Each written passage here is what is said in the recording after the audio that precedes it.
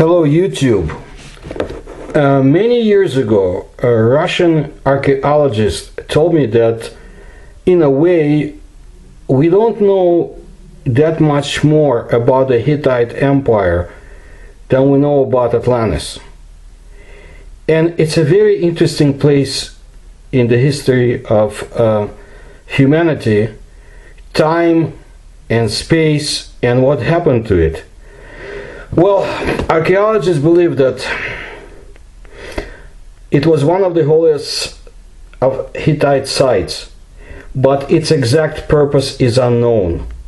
Even its original Hittite name is a mystery. Today, this site is known simply as Yazilikaya, a Turkish term meaning inscribed rock. And we're going to speak about this site and a few other places. Yazilikaya has an aura to it. Part of it is because it's an unsolved enigma. Part of it is the beauty of the place. That's how another archaeologist described it. Hattusa was the capital city of the Bronze Age Hittite Empire, based in what is now Turkey. A few kilometers to the northeast of Hattusa are the ruins of an ancient religious sanctuary centered on a large limestone outcrop, a shrine carved into a natural alcove of rocks. It lies about 1.5 miles northeast of Hattusa.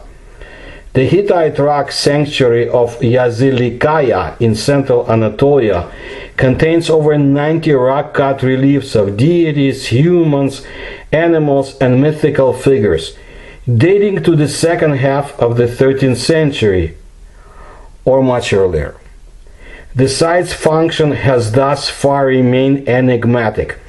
The German Archaeological Institute has been excavating here since 1931, and the rock sanctuary of Yazilikaya has been thoroughly investigated in the process. I'd like to know what happened to the archaeological work conducted by Germany during World War II.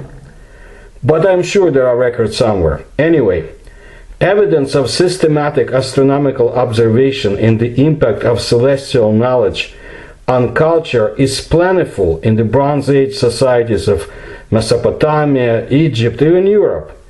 An interest in astral phenomena is also reflected in Hittite documents, architecture, and art. Here's the difference with Atlantis. Some things have been preserved when it comes to the strange Hittite Empire. The paintings in the strange stone carvings, which were probably made about 3,200 years ago, include details of an underworld sitting beneath the earth. For 3,200 years, they have guarded their secret. The deities carved in limestone near the ancient city of Hattusa are as enigmatic as they are beautiful. A controversial theory suggests that ancient carvings may have functioned as a calendar with a level of sophistication way ahead of its time. It is not only a striking idea, it is reasonable and possible, said Juan Antonio Belmonte at the Institute of Astrophysics of the Canary Islands, Spain. And he wasn't part of the work, by the way, of this archaeological project. Now, archaeological excavations at the Yazilikaya rock temple, which began almost 200 years ago, revealed an ancient calendar and a map of the cosmos that present interesting evidence. So let's look at the site. Yazilikaya, which is located, like I said, to the northwest of Hattusa's historical site, was an open-air shrine of the Hittite Empire. It was built of a natural rock and consists of 2 rooms and a Hittite temple, in front of which and reflects the characteristic of the Hittite architecture. In Yazilikaya open-air shrine, there is a big gallery named Room A and a small gallery named Room B, both of which are built into natural rock.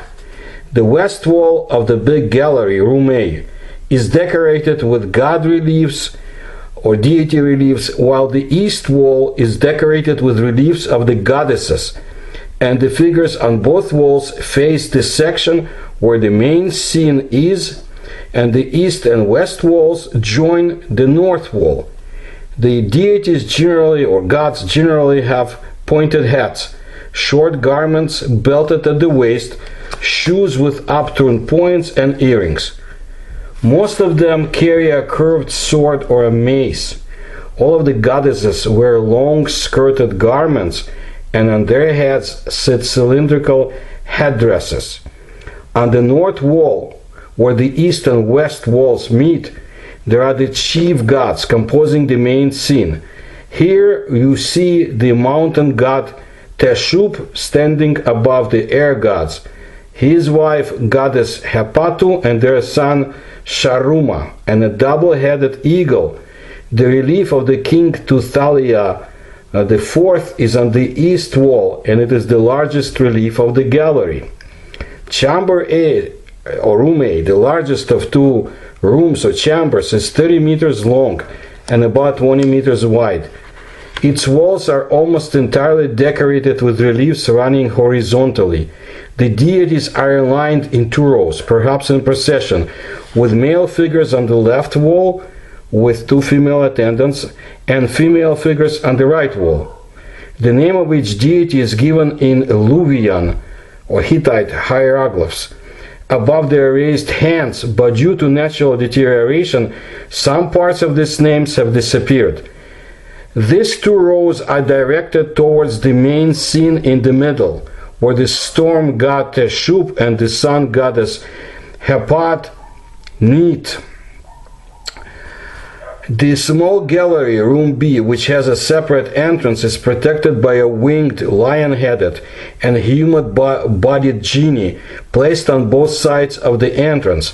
There are 12 gods proceeding towards the right on the west wall of room B, and the god of sword and the king Tuthalia IV, who is under the protection of god Sharuma on the east wall.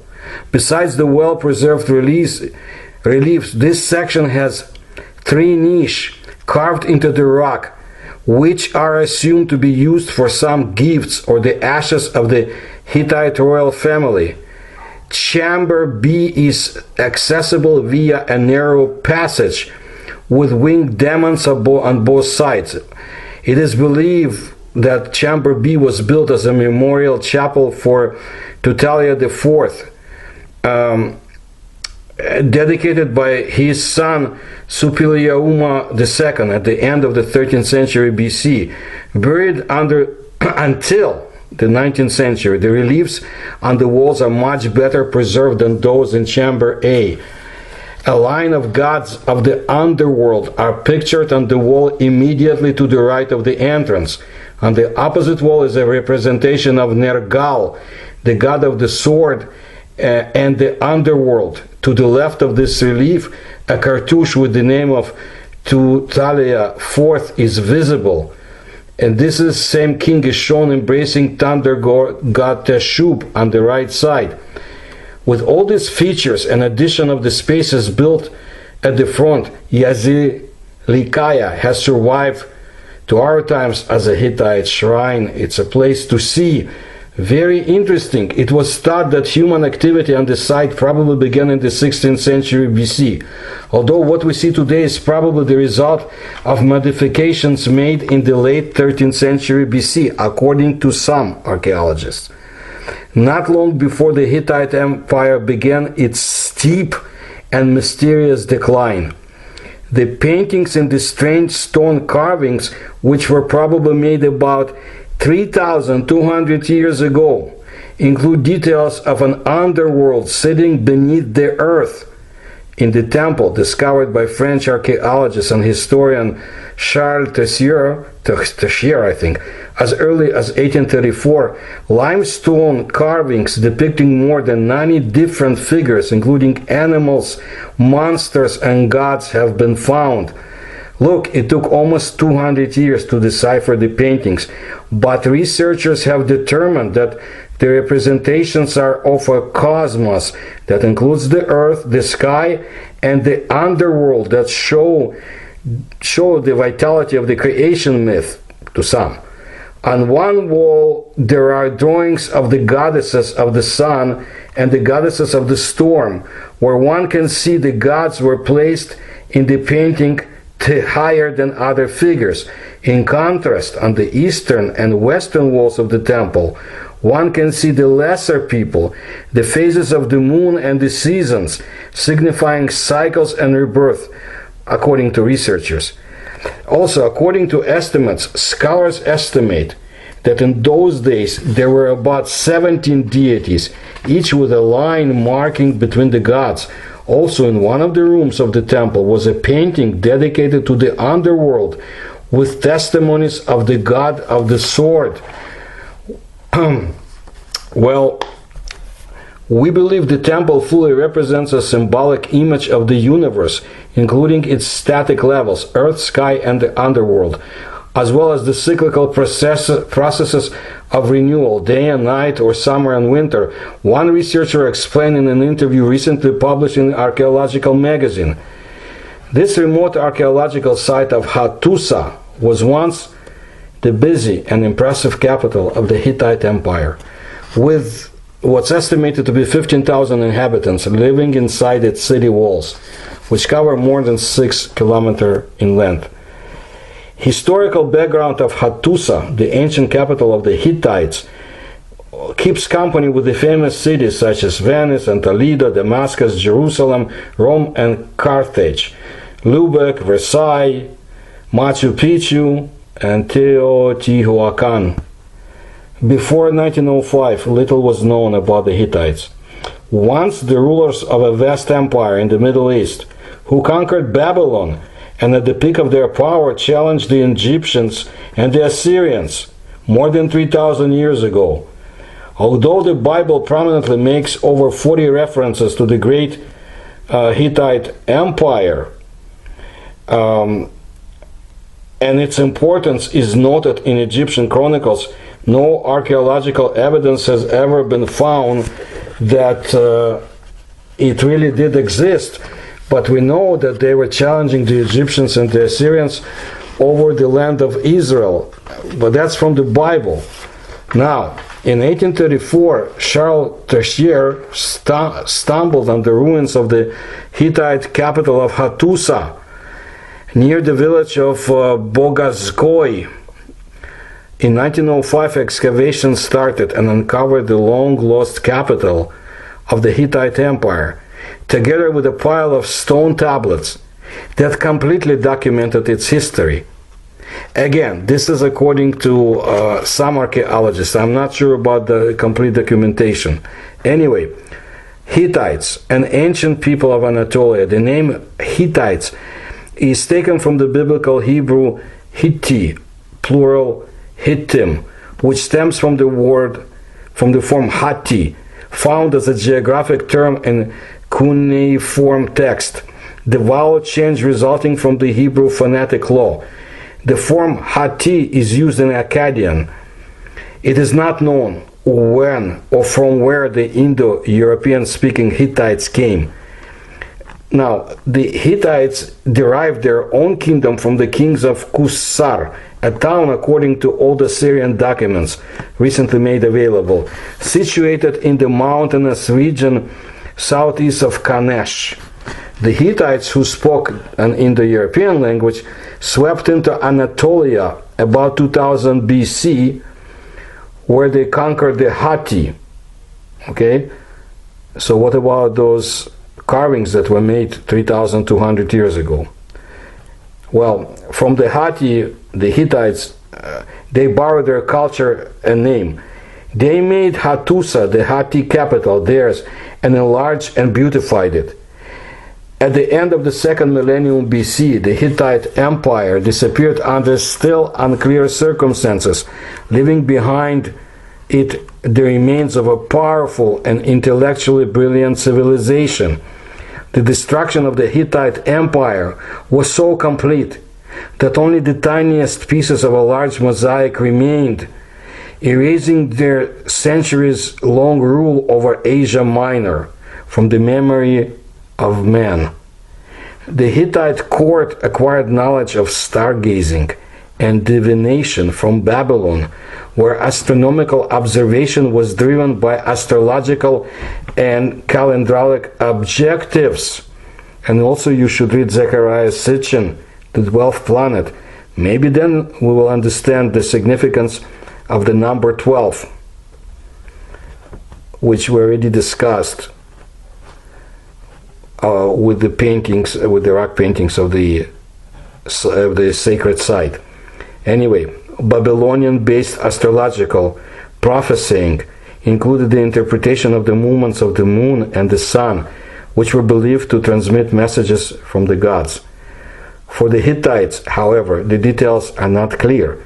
We neither know whether the Hittites made their own astrological observations, nor the extent to which they absorbed Babylonian celestial information. Some scientists claim it is not possible to explore Hittite religion without taking into consideration traditions from Syria, Mesopotamia, and I am sure ancient Sumer.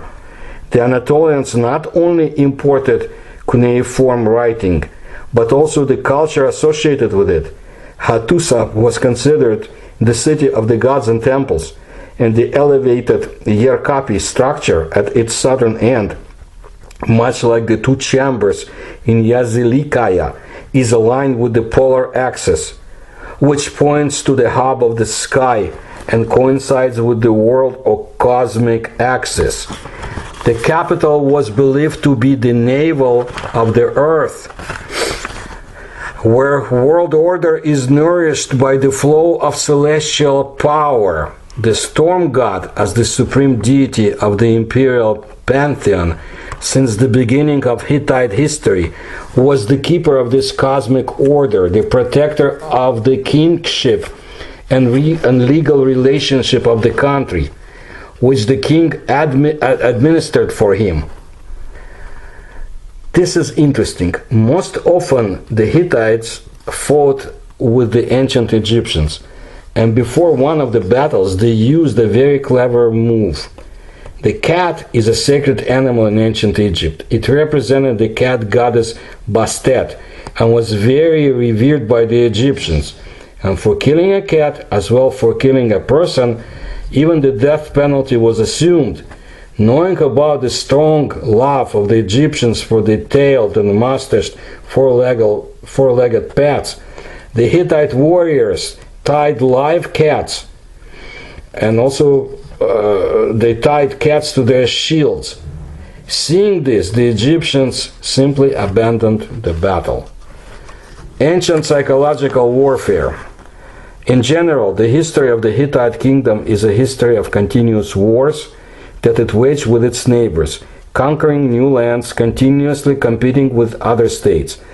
But military luck also is changeable. In the 13th century BC, the Hittites entered into a long confrontation with the Egyptians for a number of lands on the territory of modern Syria.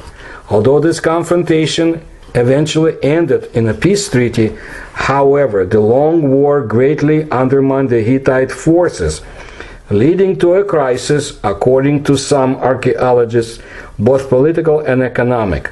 The nobles and common warriors were dissatisfied with their kings, who were unable to secure victory, and the economy was undermined by continuous military expeditions.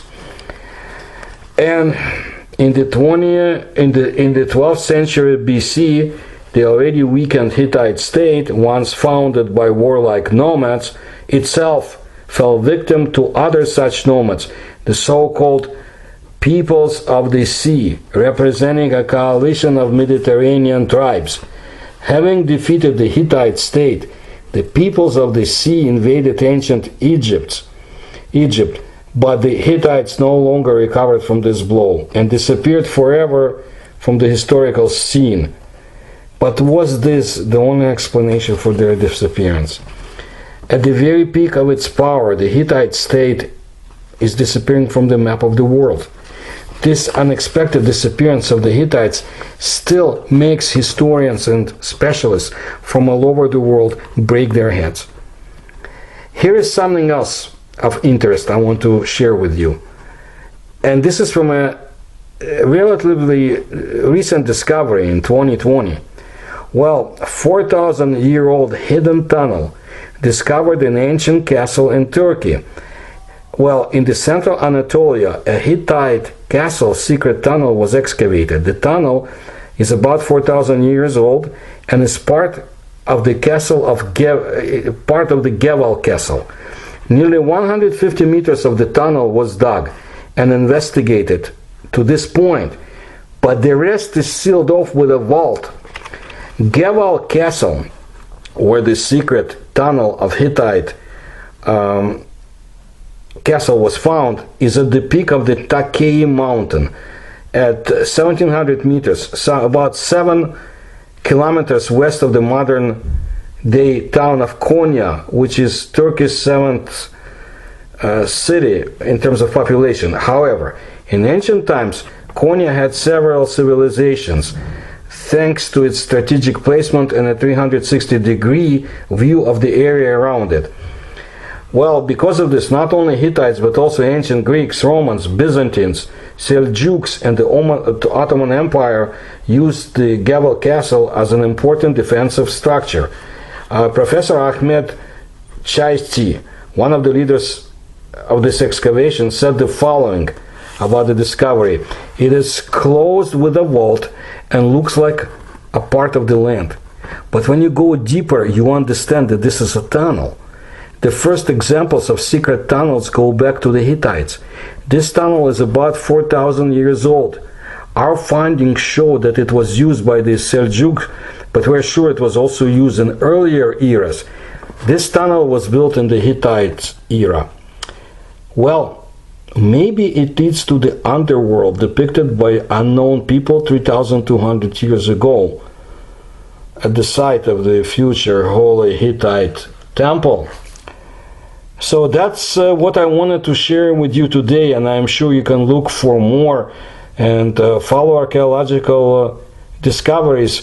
I'm fascinated with this, but my special interest lies in southern Africa, in southwest Africa, South Africa, but that's due to my own explorations there many years ago, and information which can be found on the pages of Ivan Yefremov's books.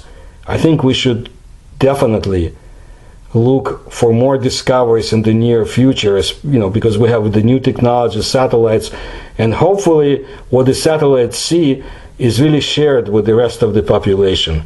I have my doubts. That's what I wanted to let you know. I do want to bring more interesting information from Asia, as I said before, from Eurasia in general, but also China, Central Asia, Russia, other territories. Please support my research if you can. You will see descriptions how to do it. Links in the description to this video. Please let others know about my channel and subscribe, and I thank you for your attention.